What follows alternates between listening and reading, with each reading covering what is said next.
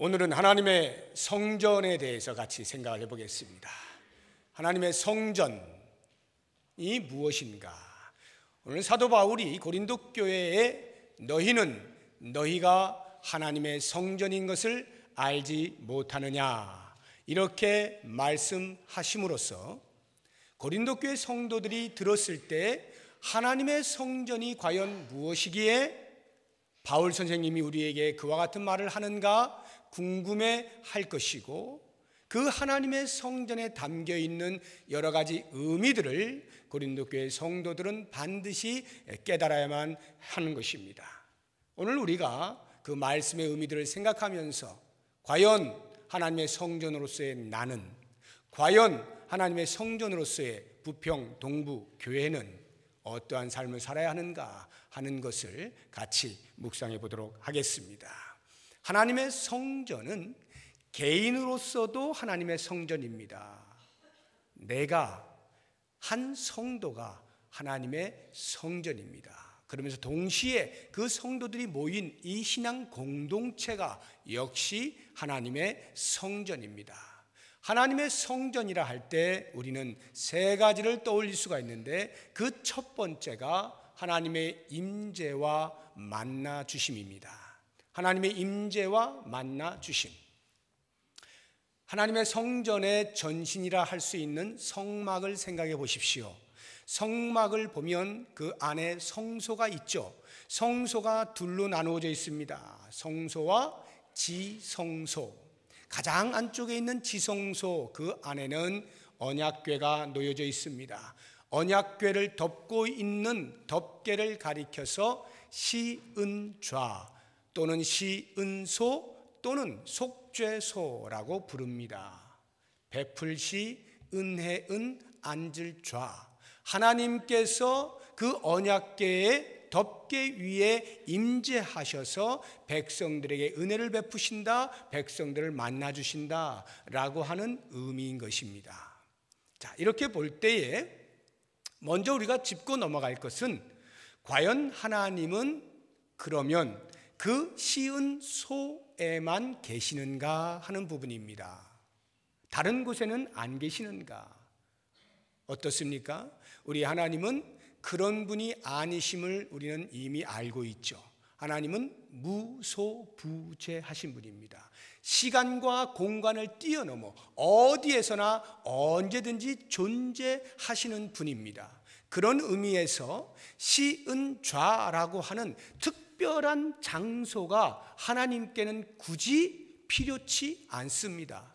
그럼에도 불구하고 이스라엘 백성들을 위하여 눈에 보이는 가시적인 행동적 상징으로서 시은좌, 내가 여기에 앉아 있겠다라고 하는 하나님의 임재를 그들에게 나타내심으로써 그들로 하여금 하나님이 우리와 함께 계시는 것을 깨닫도록, 느끼도록, 인식하도록 만들어 주시는 겁니다. 영원히 함께 하시는 하나님을 우리들로 알게 하시기 위하여 일부러 특별한 한 장소에 머무시는 것처럼 말씀을 하시는 거예요. 그러나 사실은 우리 하나님은 언제 어디에나 계시는 분이시죠. 자, 그렇게 볼 때에 왜 하나님께서 그러면 이스라엘 백성들에게 성소 안에, 지성소 안에 언약궤의 덮개 위에 앉아 계시겠노라고 말씀을 하셨는가? 왜 그런 장소를 마련하도록 명령을 하셨는가 하는 부분을 잘 생각하시면 하나님의 성전으로서의 하나님의 임재와 만나 주심의 의미가 무엇인지를 우리가 알게 됩니다. 하나님께서 그곳에 계신다라고 하는 그 한 가지 사실 때문에 이스라엘 백성들은 성소 안에 들어오게 될 때, 성막 안에 들어오게 될 때에 그 하나님의 계심에 대한 인식을 하게 됩니다. 그러니까 모든 부분에서 조심조심 하는 것입니다. 불과 우리나라도 핵가족이 된 지 오래되지 않았습니다. 얼마 전만 해도 다 대가족 제도로 살았죠. 저도 중학교 2학년 때까지 할머니와 함께 살았습니다. 집에 물론 저는 부모님도 어른이지만 할머니는 더 어른이잖아요. 우리 부모님이 꼼짝 못하는 분이십니다. 할머니가 계실 때 우리 집은요 늘 조용합니다. 무슨 일이 일어날 수가 없어요. 뭔가 좀 조짐이 보이지 이렇게 좋지 않게 나타날 때가 되면 할머니가 나와서 말씀하시지도 않아요. 그냥 할머니 계신 방에서 기침 한번 하십니다. 에헴 한번 합니다. 물론 이제 할아버지가 에헴 해야 되는데 저는 할머니랑 같이 지냈기 때문에 할머니가 기침 한번 하시면요 그냥 뭐 이렇게 부모님이 말다툼 하시다가도 그냥 잠잠해지고요. 저희들도 뭐 까불다가 할머니가 기침하시면 아 조용히 하라는 거구나 하고는 금방 조용해집니다. 집안에 어르신이 계시면 그 어르신을 중심으로 해서 질서가 잡히는 것입니다. 그래서 그 밑에 있는 식솔들은 마치 아무도 없는 것처럼 어른이 없는 것처럼 천방지축 날뛰지 않는 겁니다. 신중하게 조심스럽게 예의를 갖추어서 아 집안에 어른이 계시지라고 하는 생각을 하게 되는 거죠. 만약에 어른이 계시는데도 불구하고 그 자녀들이 어른 안 계시는 것처럼 행동하면 그 집안은 손가락질을 받습니다. 저런 교육 못 받은 이렇게 손가락질을 받죠. 그러니까 대부분의 정상적인 집에서는 어른이 계시면 늘 집안이 이렇게 정리가 되는 것이죠. 자, 그런 것처럼 하나님의 성전이 하나님의 임재하시는 곳이다 라고 할 때 하나님이 계신다라고 하는 그 의미 자체가 성도들로 하여금 삶을 절제하게 만드는 것입니다. 함부로 말하거나 함부로 행동하지 못하게 하는 것입니다. 마치 하나님이 안 계신 것처럼 내가 어른인 것처럼 내가 주인인 것처럼 함부로 신앙 공동체 안에서 자기를 드러내지 않는다 이 말이에요. 하나님의 성전을 인식하는 사람은 그래서 하나님의 임재하심이 있는 곳이라고 하는 것을 분명히 깨닫는 사람은 그 하나님 앞에서 내가 어떻게 살까? 내가 어떻게 예의를 갖춰야 하나? 라고 하는 부분을 날마다 묵상하게 되는 것입니다. 그래서 하나님의 임재를 인식하는 사람은 코람데오 하나님 앞에서 신전 의식을 가지고 살게 되어지고 그 삶은 대단히 질서 있게 보이는 것이고요. 예의를 갖추고 하나님을 공경하는 그러한 모습으로 살게 되는 것입니다. 뿐만 아니라 이와 같은 하나님의 임재는 곧 당신의 백성들, 당신의 자녀들을 만나 주시는 것인데 이렇게 하나님께서 당신의 백성들을 만나주시는 장소로서의 하나님의 성전이라 할 때 우리가 놓치지 말아야 할 것은 신앙 공동체 안에서 우리가 하나님의 성전으로 살아가는 동안에 집중해야 되는 것이 무엇이냐를 알려주는 겁니다. 우리의 집중해야 하는 바는 다른 그 어떤 것들이 아닙니다. 오직 하나님과 만난다라고 하는 사실, 하나님을 만나는 이 기쁨과 감격, 이것이 우리의 모든 집중되어야 할 시선인 것입니다. 하나님을 만나는 것. 다시 성막을 생각해 보세요. 이스라엘 백성들이 광야 생활을 할 때 성막을 접었다 폈다 하지 않습니까? 이동할 때는 접어서 정착할 때는 다시 펴서 성막을 세워두죠. 그때에 이스라엘 12지파가 성막을 중심으로 동서남북 3지파씩 진영을 짜고 뺑 둘러섭니다. 그리고 정착을 해요. 그리고는 성막 안으로 들어갈 때 12지파가 다 들어가지 않겠습니까? 너나 할 것 없습니다. 다 들어갑니다. 들어가는데 그 안에서 야 르우벤 지파 모여, 야 유다 지파 모여, 지파별로 모여서 힘겨루기를 하지 않습니다. 성막 안에서는 오직 모든 지파를 다 떠나요. 그리고 한 개인이 하나님 앞에 서는 것을 목적하여 나아갑니다. 나의 모든 죄들을 용서하여 주시고 나를 만나 주십시오 라고 하는 그 한 가지 목적을 가지고 성막 안으로 들어오는 것입니다. 고린도 교회가 하나님의 성전인 것을 잊었던 것입니다. 하나님을 만나는 것으로서만 모든 시선이 집중되어야 하는데 편을 들고 있는 것입니다. 나는 누구 편, 나는 누구 편, 나는 어디 줄 해가면서 그 줄들 따라서 서로 자랑하고 시기하고 서로 힘겨루기를 하는 이러한 일들을 고린도 교회가 했을 때 사도 바울이 말하는 거예요. 너희가 하나님의 성전인 것을 알지 못하느냐? 하나님을 만나기 위하여 나온 자들이 하나님을 만나는 것에는 관심이 없고 무슨 그런 할 일들이 많이 있다고 사람과 사람 사이에서 관계 속에서 힘들어하고 줄을 세우고 파당을 짓고 힘겨루기를 하는가? 이것이 바울이 그들에게 엄중하게 책망하는, 너희는 하나님의 성전이다, 그것을 너희들이 알아야 한다라고 말하고 있는 것입니다. 사랑하는 성도 여러분, 내가 하나님의 성전입니다. 우리 교회가 하나님의 성전이에요. 하나님이 내 안에 계시고 하나님이 우리 안에 계시는 거예요. 그리고 우리를 만나 주시는 겁니다. 그와 같은 하나님께 대한 인식과 그 하나님을 만난다고 하는 오직 한 가지 기쁨과 감격으로 신앙 공동체 안에서 생활하게 될 때 비로소 우리는 하나님의 성전으로 지어져 가는 아름다운 신앙 공동체가 되는 겁니다. 모쪼록 원하기는 다른 그 무엇에 시선이 빼앗기지 마시고 하나님을 깊이 바라보십시오. 하나님만 바라보십시오. 그리고 그 하나님의 임재를 경험하면서 코람데오의 신앙으로 하나님의 만나주심에 감격하며 살아갈 수 있는 복된 삶을 누리시기를 주님의 이름으로 축복합니다. 두 번째로 하나님의 성전이라 할 때 우리가 꼭 생각해야 되는 것은 하나님이 거룩하시기 때문에 나도 우리 교회도 거룩해야 한다라고 하는 것입니다. 거룩입니다. 17절 보시기 바랍니다. 17절, 누구든지 하나님의 성전을 더럽히면 하나님이 그 사람을 멸하시리라. 하나님의 성전은 거룩하니 너희도 그러하니라.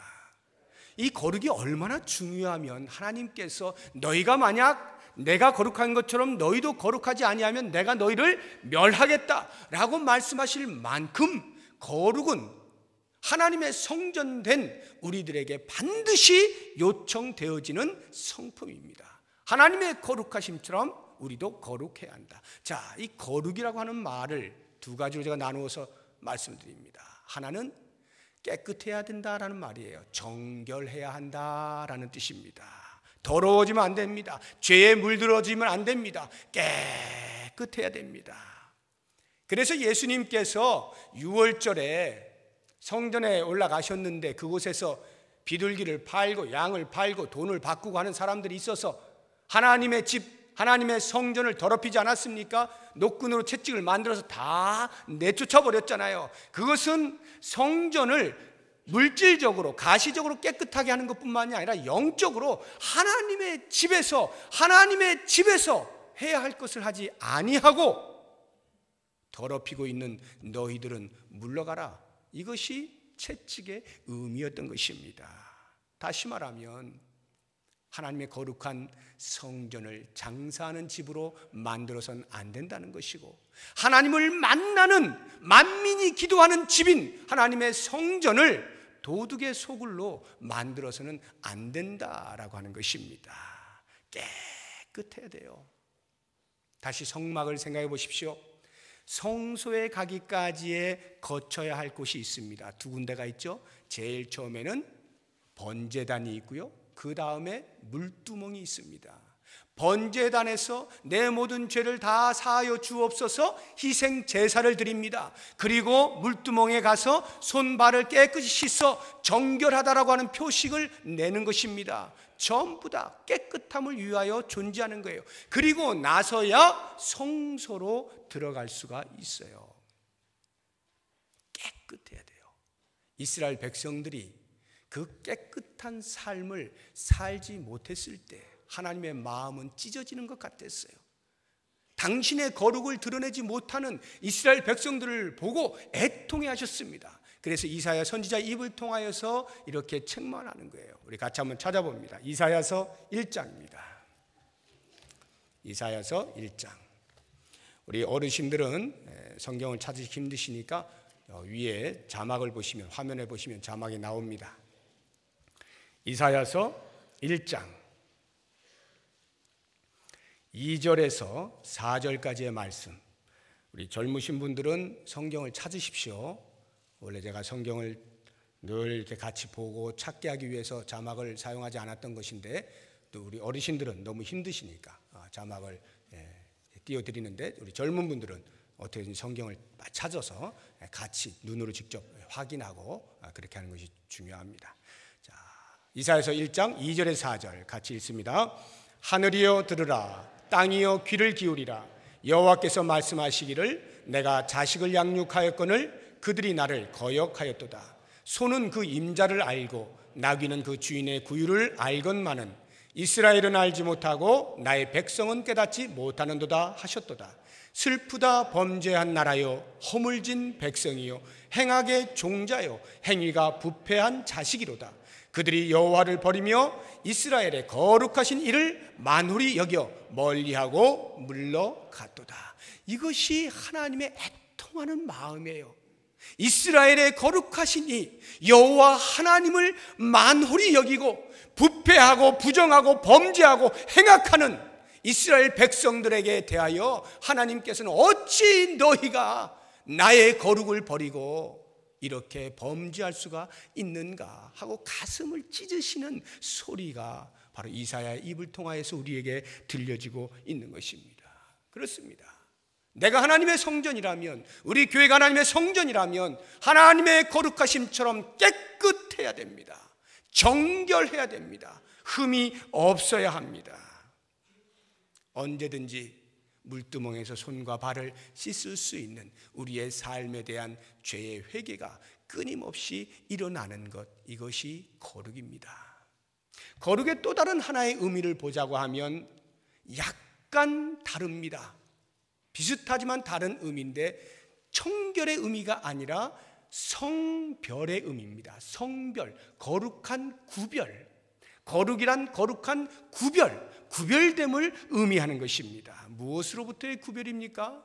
이 세상으로부터의 구별이죠. 사탄의 통제 안에 있었던 것으로부터 나와 하나님의 통제를 받는 것입니다. 하나님의 다스리심을 받는 거예요. 죄악된 세상으로부터 나오는 구별됨을 말하는 것입니다. 예수님만을 믿고 더 이상 세상이 우리에게 유혹으로 이것도 한번 붙잡아봐 라고 하는 것을 과감히 내려놓는 구별, 우상으로부터의 구별, 이것이 거룩입니다. 우리 한 군데 더 찾아봅니다. 고린도후서 6장입니다. 고린도후서 6장 16절에서 18절까지 말씀. 고린도후서 6장 16절에서 18절까지 말씀 같이 읽습니다. 하나님의 성전과 우상이 어찌 일치가 되리요? 우리는 살아계신 하나님의 성전이라. 이와 같이 하나님께서 이르시되 내가 그들 가운데 거하며 두루 행하여 나는 그들의 하나님이 되고 그들은 나의 백성이 되리라. 그러므로 너희는 그들 중에서 나와서 따로 있고 부정한 것을 만지지 말라. 내가 너희를 영접하여 너희에게 아버지가 되고 너희는 내게 자녀가 되리라. 전능하신 주의 말씀이니라 하셨느니라. 거길 보시게 되면 17절에 너희는 그들 중에서 나와서 따로 있고, 이것이 거룩이에요. 세상에 속해 있던 자들로부터 나와서 따로 있는 것, 이것이 거룩입니다. 하나님의 성전과 우상이 일치가 될 수가 없어요. 우리는 살아계신 하나님의 성전이에요. 그래서 더 이상 이 세상 것과 짝하지 아니하고 오직 예수 그리스도에게로만 집중을 하는 것입니다. 구별됨, 순수함을 말하는 거예요. 순전함을 말하는 거예요. 섞이지 않는 것을 말하는 거예요. 더 쉽게 이야기하면 내가 예수 그리스도로 말미암아 구원받은 자로서 이제 내 인생 전체는 오직 예수님뿐입니다. 예수님이 나의 전부이십니다. 이것을 고백하는 것이 구별됨이에요. 내가 예수님 90% 믿을게요. 그리고 10%만 저한테 좀 융통성 있게 해주세요. 제가 시시때때로 가끔씩 제가 붙잡고 싶은 게 있거든요. 그 10% 정도, 제가 90%를 드리지 않습니까? 그러니까 10% 정도는 저에게 좀 양보해 주세요 라고 할 때, 우리는 90%를 예수님을 인정하고 예수님을 신뢰한다라고 하기 때문에 그 10%가 별것이 아닌 것처럼 보여도 하나님의 눈에서는, 하나님의 기준에서는 예수님이 전부라고 말하지 아니하는 그 어떤 것도 아무것도 아닌 게 되는 겁니다. 예수님이 everything이라고 말할 때만이 비로소 우리는 예수님이 nothing이 되지 않는 거예요. 이것이 거룩입니다. 이것이 성별이에요. 예수님이 나의 전부이십니다. 나는 예수님으로만 충분히 만족합니다. 예수님만이 나의 답이십니다. 예수님만이 길이요 진리요 생명이십니다. 이 고백을 하는 것이 거룩입니다. 과연 나는 하나님의 성전으로 이 거룩을 지켜내고 있는가를 생각해 보십시오. 얼마나 죄로부터 깨끗하게 나를 지켜내려고 애를 쓰고 있는가.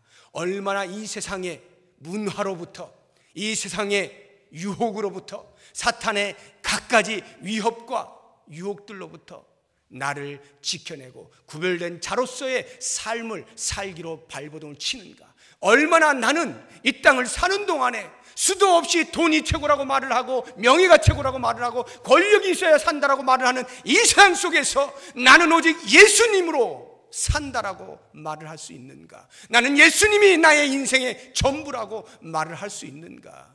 과연 나는 이런 거룩을 살고 있는가. 모쪼록 원하기는 하나님의 성전으로 이와 같은 거룩의 삶을 누리실 수 있기를 주의 이름으로 축복합니다.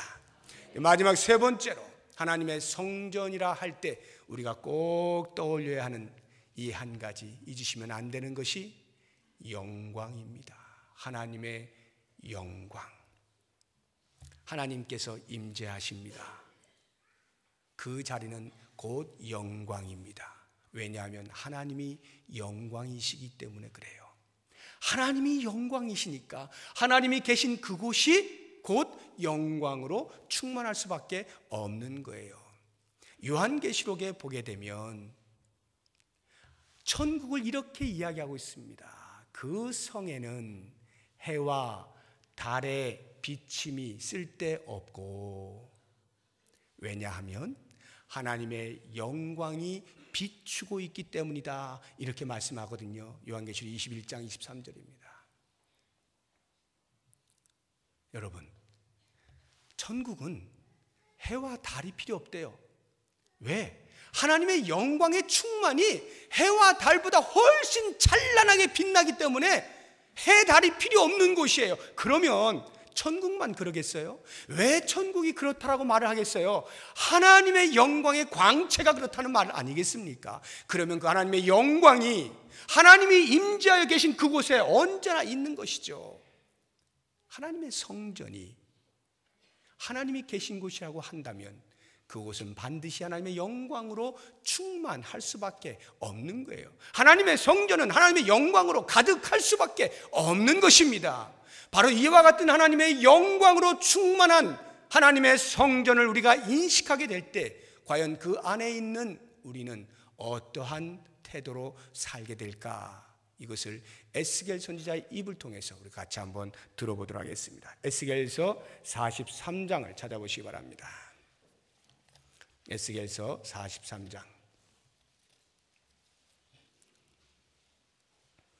1절에서 5절입니다. 에스겔서 43장 1절에서 5절 우리 같이 읽어봅니다. 그 후에 그가 나를 데리고 문에 이르니 곧 동쪽을 향한 문이라. 이스라엘 하나님의 영광이 동쪽에서부터 오는데 하나님의 음성이 많은 물소리 같고 땅은 그 영광으로 말미암아 빛나니 그 모양이 내가 본 환상, 곧 전에 성읍을 멸하러 올 때에 보던 환상 같고 그발 강가에서 보던 환상과도 같기로 내가 곧 얼굴을 땅에 대고 엎드렸더니 여호와의 영광이 동문을 통하여 성전으로 들어가고 영이 나를 들어 데리고 안뜰에 들어가시기로 내가 보니 여호와의 영광이 성전에 가득하더라. 에스겔이 보는 겁니다. 환상을 통하여서 하나님께서 에스겔을 성전으로 데리고 들어가십니다. 그런데 그 하나님의 영광이 동쪽에서부터 오더니 성전으로 들어갑니다. 그리고는 그 성전에 그 하나님의 영광으로 가득한 것을 에스겔이 보는 거예요. 이러한 하나님의 영광을 목도한 에스겔이 어떻게 합니까? 3절 뒷부분 보세요. 내가 곧 얼굴을 땅에 대고 엎드렸더니, 하나님의 영광을 목도하는 자는요, 그 영광의 광채가 너무도 찬란하기 때문에 정상적으로 그냥 보고 있을 수가 없어요. 너무나 찬란해요. 그러니까 땅에 대고 엎드리는 것입니다. 왜? 빛이 비추어서 눈을 뜰 수 없기 때문만이 아니라 그 하나님의 영광에 감격이 되어져서 나도 모르는 사이에 그 하나님의 영광 앞에 펄쩍 엎드리는 겁니다. 겸손해질 수밖에 없는 거예요. 지금까지 내 목을 곧게 하고 있었다고 하면 하나님의 영광을 만난 사람은 그 앞에 엎드릴 수밖에 없어요. 겸손해지는 겁니다. 오, 놀라운 하나님의 영광이요, 나같이 추한 이 더러운 모습이 영광 앞에 다 드러나게 될 때 엎드리지 않을 수가 없는 거죠. 사랑하는 여러분, 내가 하나님의 성전이라 할 때, 우리 교회가 하나님의 성전이라 할 때, 이 성전은 하나님의 영광으로 가득해요. 영광으로 충만해요. 그러면 나를 통하여 그 하나님의 영광이 드러나야 되는 거죠. 나를 통하여 하나님의 영광이 반영이 돼야 되는 거죠. 내가 얼마만큼 하나님 앞에 납작 엎드리느냐라고 하는 것으로 사람들은 하나님의 영광을 나를 통하여 보게 되는 거예요. 그런데 내가 고개를 들고 있어 봐요. 내가 고개를 들고 있으면, 그래서 큰 소리를 치고 있으면 하나님의 영광에 먹칠을 하는 겁니다. 하나님의 영광을 무시하는 거예요. 하나님의 영광이 어디 있느냐라고 말을 하는 겁니다. 내가 그 하나님의 영광의 빛 가운데 있는 자이면서도 하나님의 영광을 무시한다면 어찌 하나님의 심판으로부터 벗어날 수가 있겠어요? 우리의 삶은 그 하나님의 영광 앞에 엎드릴 수밖에 없는 지극히 작은 자, 겸손한 자기의 모습을 볼 수밖에 없는 것입니다. 사랑하는 여러분, 고린도 교회 성도들이 그걸 몰랐던 거예요. 그래서 오늘 본문의 말씀, 고린도서 3장 18절에서 23절까지 나오는 모든 말씀들이 다 그겁니다. 그들은 자기들의 지혜를 자랑한 거예요. 그리고 자기들이 나는 바울 편이라고 자랑합니다. 사람들을 자랑하는 거예요. 바울이 얼마나 가슴이 찢어졌겠어요. 하나님의 영광으로 충만한 그 성전 안에서 하나님의 영광 앞에 무릎을 꿇을 생각을 하지 아니하고, 엎드릴 생각을 하지 아니하고, 자신들의 지혜를 자랑하고 사람들을 자랑하는 교만함으로 가득 차 있는 그 고린도 교회 성도들을 볼 때 사도 바울은 가슴이 찢어지는 겁니다. 그래서 말하는 거예요. 너희가 하나님의 성전인 것을 알지 못하느냐. 우리는 하나님의 성전이에요. 교회 안에서 누가 어른입니까? 교회 안에서 누가 주인이에요? 누가 큰 소리 치는 사람입니까? 하나님의 영광 앞에 모두가 엎드릴 사람들 뿐이죠. 그 영광 앞에 모두가 찬송과 영광을 돌릴 뿐이죠. 이것이 하나님의 성전입니다. 사랑하는 성도 여러분, 모쪼록 원하기는 우리 교회가 하나님의 영광의 충만이 우리들의 삶의 겸손한 모습을 통하여 밝히 드러나서 이 지역사회 하나님의 영광을 보고 싶으면 부평 동북교회 가보자, 이런 말이 들릴 만큼 우리의 삶이 하나님의 영광 앞에 그 영광을 마음껏 노래하는 복된 인생 되시기를 주의 이름으로 축복합니다. 하나님 아버지, 감사합니다. 우리를 구원하셔서 하나님의 성전으로 삼아주시니 감사합니다. 우리의 무지를 용서하여 주시고 하나님이 머무시는 곳임을 다시 한번 깨닫고 오직 하나님 앞에서 자신을 제어하며 절제하며 하나님을 경외하고 두렵고 떨리는 마음으로 섬길 수 있는 삶을 살게 하여 주옵소서. 우리가 모든 죄악으로부터 깨끗하여 이 세상 세속에 물들지 아니하고 거룩을 지켜낼 수 있는 아름다운 삶을 살게 하여 주옵소서. 무엇보다 하나님의 영광을 충만히 드러낼 수 있는 하나님의 성전 되게 하여 주옵소서. 그러한 내가 되게 하여 주옵소서. 그러한 부평동북교회 되게 하옵소서. 그러한 이 땅의 모든 교회들 되게 하여 주시옵소서. 예수님의 이름으로 기도드립니다. 아멘.